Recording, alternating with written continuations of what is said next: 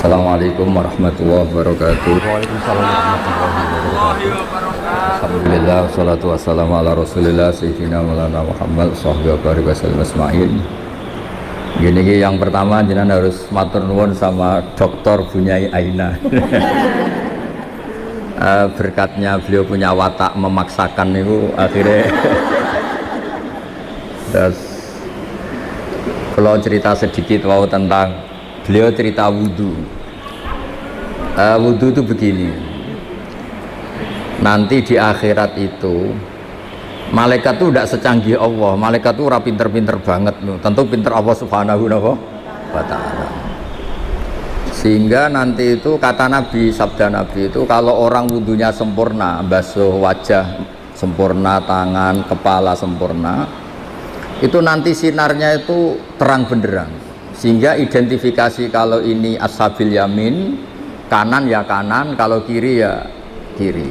Jadi yang gelap gulita itu kiri, yang terang benderang itu kanan. Kalau wudhu jenengan nggak bener itu jenisnya yang kelap-kelip. Nah ini bisa kegaruk kemana-mana, karena mau dikanankan sinarnya nggak cukup, mau dikirikan nyatanya ada sinar. Yaitu terus kata Allah, ini yang jenis ini menjadi ashabul araf, karena pas digaruk sama malaikat identitasnya tidak jelas. Maka kata Nabi, inna ummati yut'auna yaumal qiyamati hurran muhajjalin. Umatku nanti dipanggil Allah itu dalam keadaan wajahnya bersinar, tangan kakinya bersinar. Terus Nabi ngendikan min asaril wudhu, semua itu efek dari wudhu. Kalau wudhunya sempurna, sinarnya itu sempurna. Nah, maka tadi Neng Aina cerita panjang lebar tentang wudhu. Jadi begini ya, wudhu itu meskipun sah dalam madhab Syafi'i ya.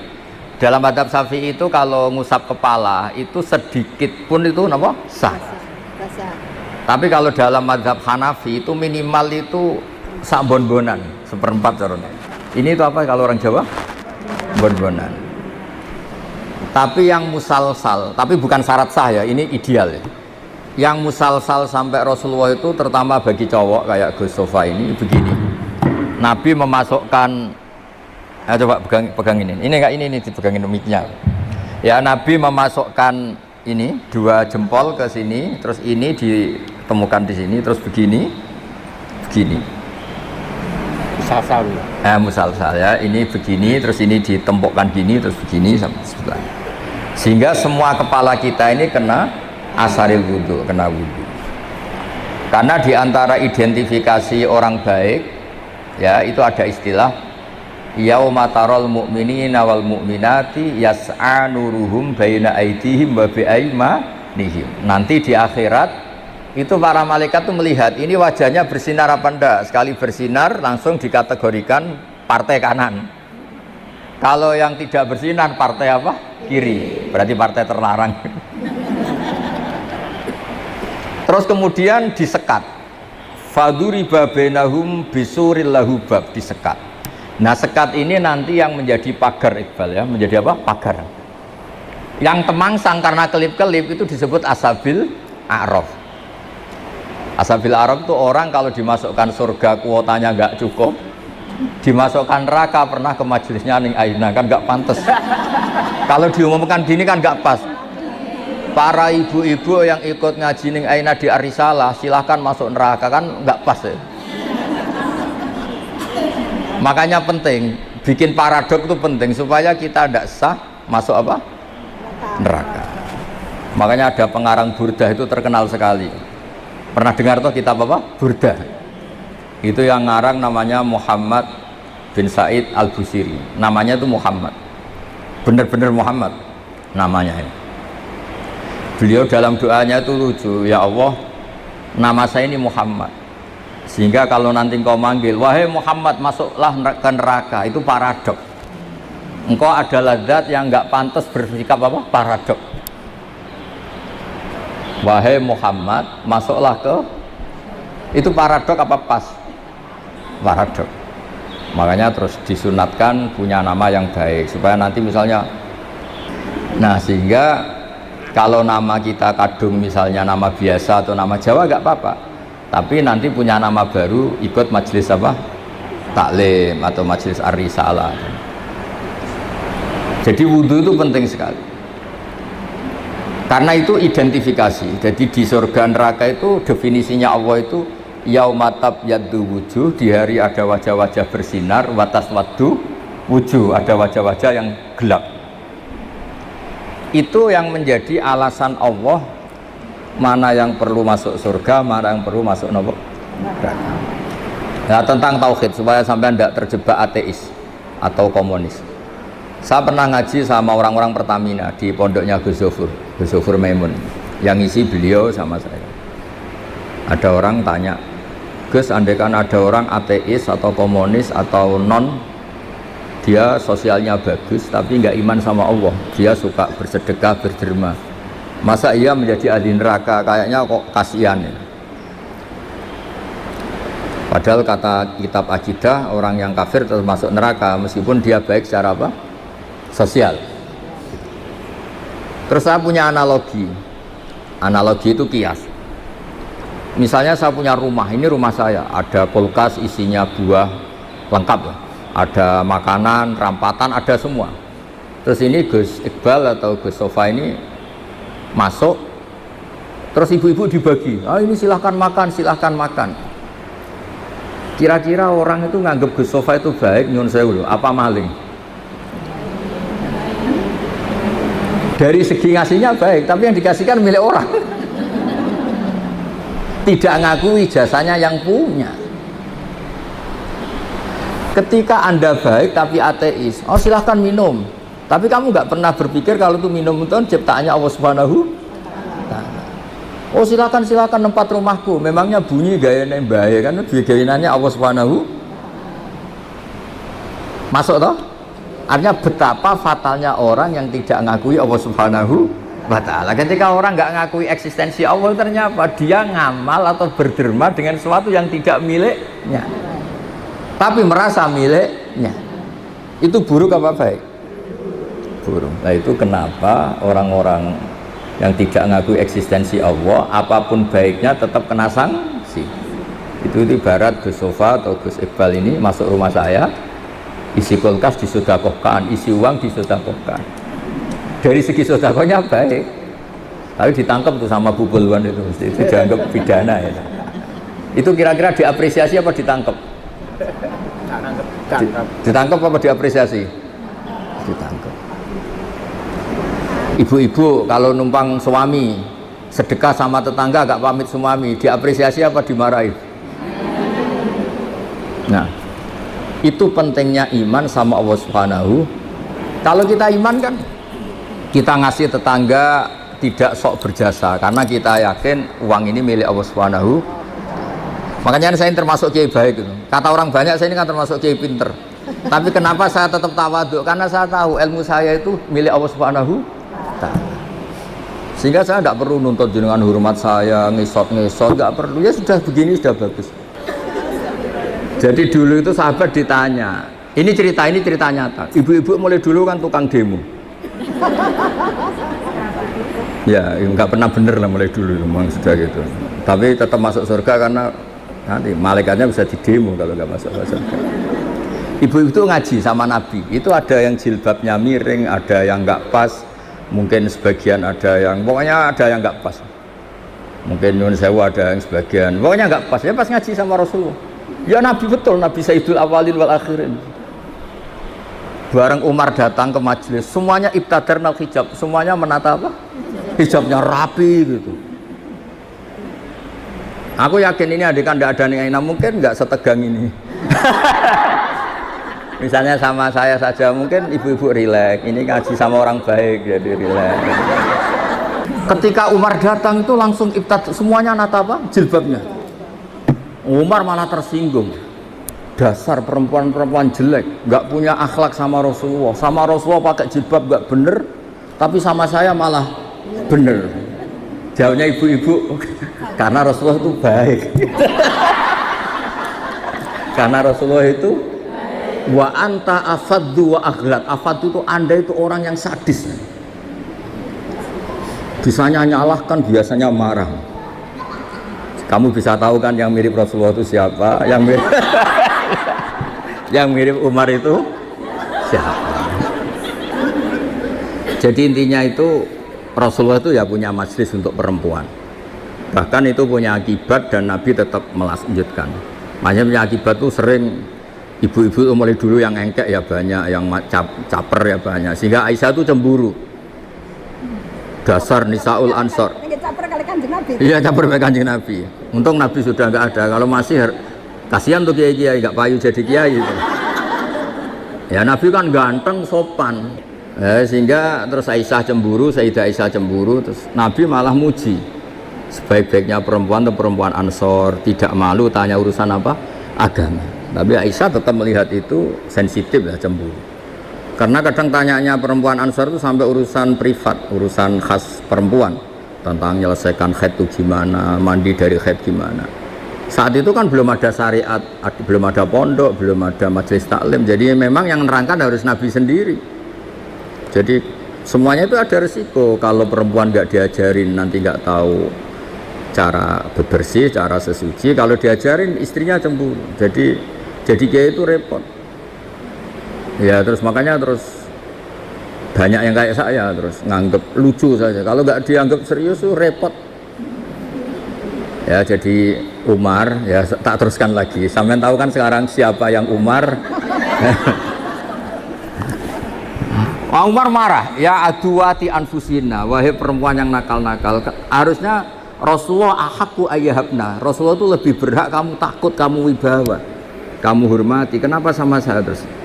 Ya karena Rasulullah itu lebih baik, Anda ini kasar. Semenjak itu, ya makanya terus orang hubungan dengan Allah juga sama.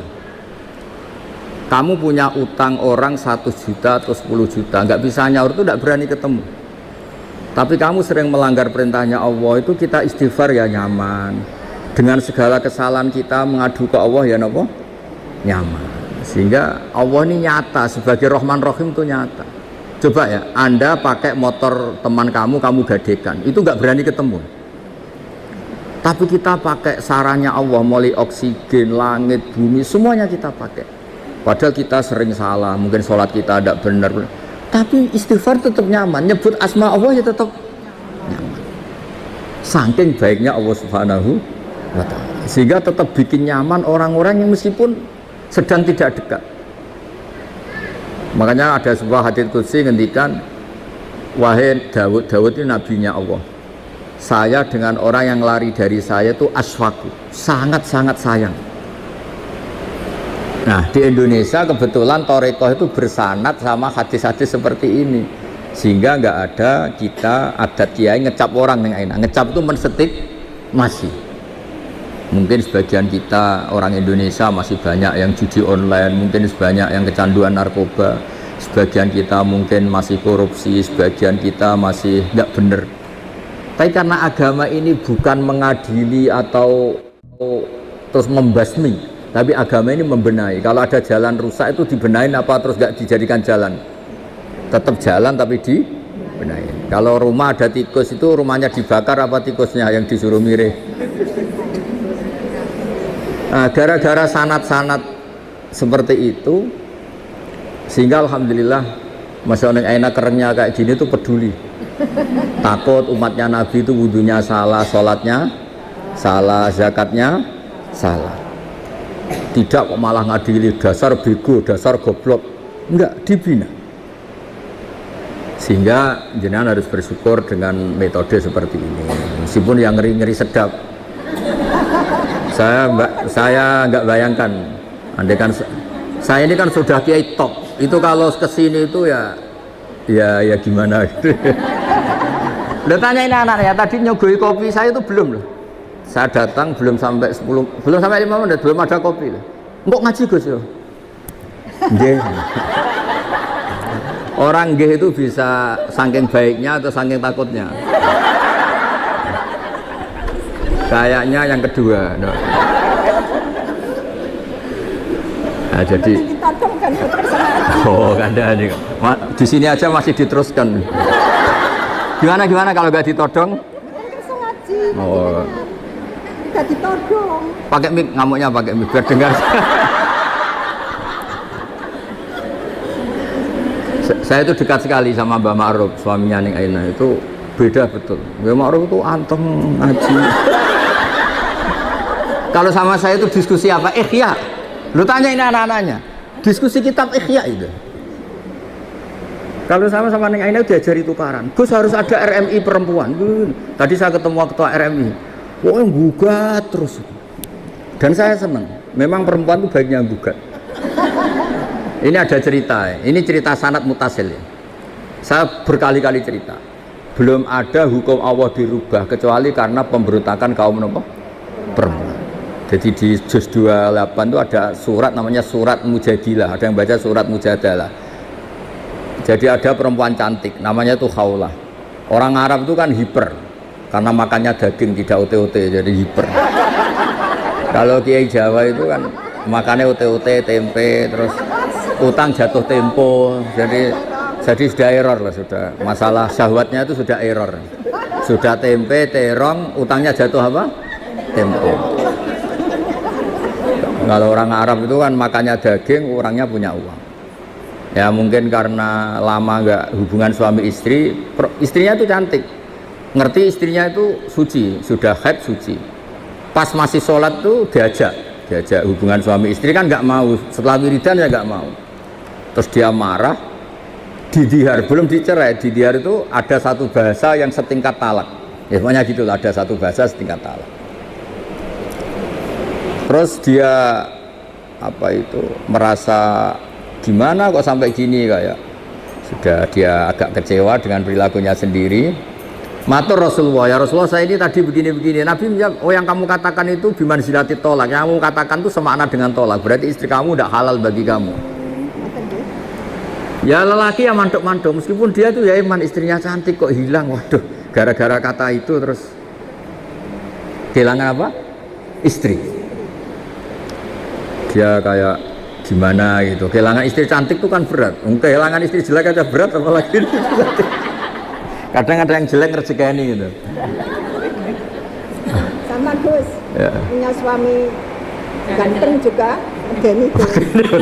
Ganteng punya uang, neng nak kere gak pati medeni. Karena kalau ganteng kere itu terus error ya, nggak menarik ya. Terus ngowah-ngowah kayak orang. Walhasil terus ya sudah hukumnya itu cerai. Si suami ini langsung nurut sama Nabi, kehilangan istri. Pulang. Kata istrinya gimana kata Nabi? Dihukumi cerai. Wow, dilabrak Nabi, ini perempuan ini. Dilabrak. Ya Rasulullah ini hukum apa? Enggak benar hukum yang kamu katakan tuh enggak benar. Ini hukum apa? Apa-apaan ya? Kalau saya dicerai ketika masih cantik enggak apa-apa. Lelaki itu sudah menghabiskan muda saya, cantik saya. Ketika cantik saya, muda saya hilang, terus kamu hukumi cerai. Kalau dulu nggak apa-apa, sekarang saya ini sudah tua.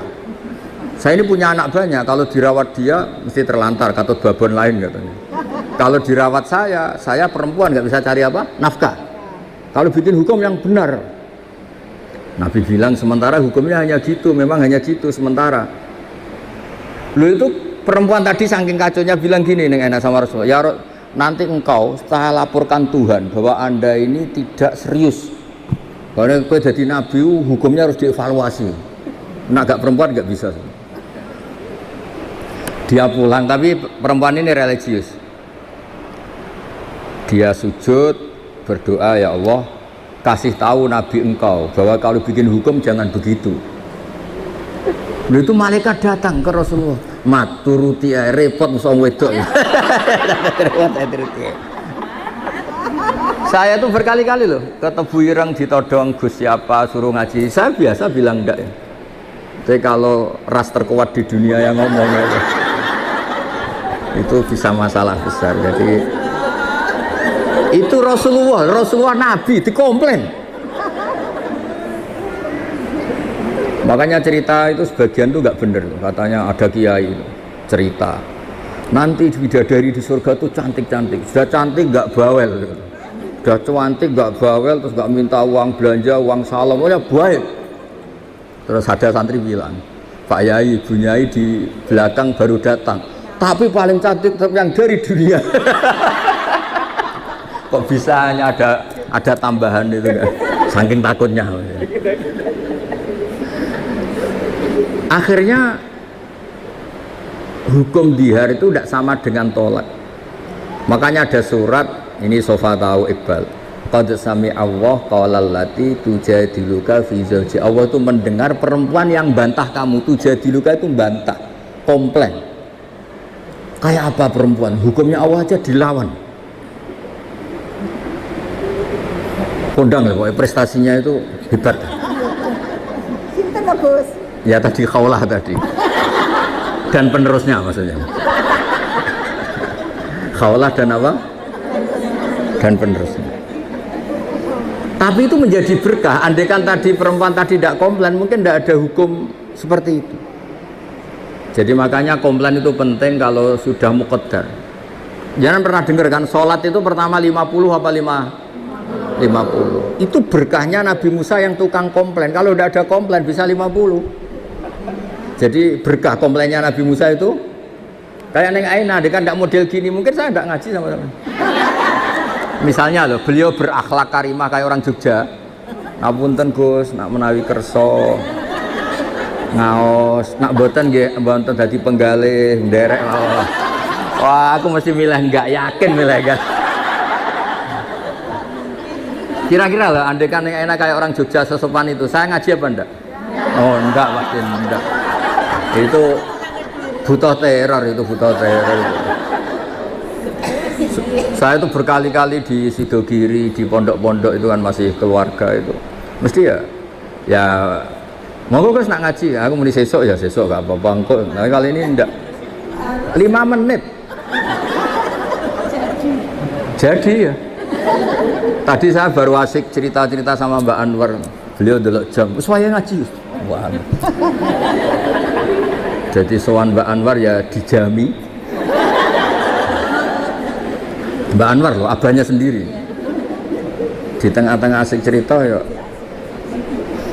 hebat-hebat, Masya Allah. Semoga nanti Munkar Nakir juga takut tanya. Terus repot musoning Aina, wis kono ning sekarang.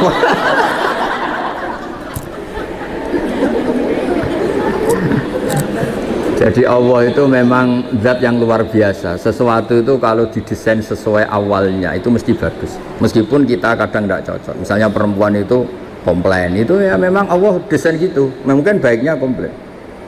Saya itu sering dilapori santri-santri yang awal nikah. Gus, istri saya itu sering minta uang saya, padahal saya ini orang miskin, gimana gitu. Tak jawab, ya sudah minta lelaki lain. Wah jangan Gus.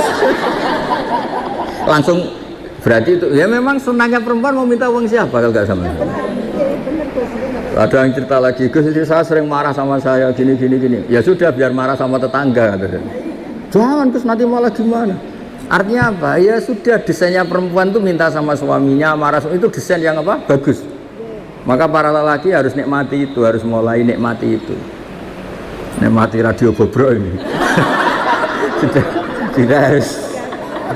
Karena kalau nggak dinikmati ya bisa stroke gitu.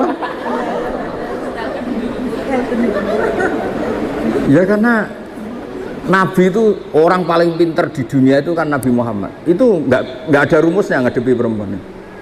Nabi pernah ngendikan, ini terakhir ya. Nanti ada tanya jawab, tak turuti semua. Ada Nabi itu ditanya, gimana Nabi menghadapi perempuan? Perempuan itu khuliqat min dilain awas, dari iga yang apa? Bengkok. Kalau kamu paksakan lurus maka patah. Kalau kamu biarkan tetap apa? Bengkok. Nabi saja tidak punya rumus, apalagi kita. Sahabat ditanya, terus piye? Ya tidak piye-piye, sudah gitu itu sudah. Diluruskan apa? Patah, dibiarkan bengkok. Terus Ya sudah begini. Kayaknya orang paling cerdas di dunia tidak punya rumus kalau tentang apa? Perempuan. Berarti hebat dia perempuan itu. Hebat. Ya saya itu berharap begini itu nanti kalau sudah ketemu Allah nanti di akhirat itu wis cobamu wis kenal ning Aina wis coba Ustaz. Insya Allah berkait dicoba ini min ahli apa? Jannah. sarjana loh Bu. Saya nggak bisa bayangkan pengujinya disertasi beliau, pengujinya itu nggak bisa bayangkan. Takutnya kayak apa? Berani nih nanya-nanya itu. Jadinya pinter jenengan. Oh, ada nih. Dosen kan betul-betul ke lapangan Bu. Oh, akhirnya lulus ya? Lulus. Lah betul diprotes mungkin.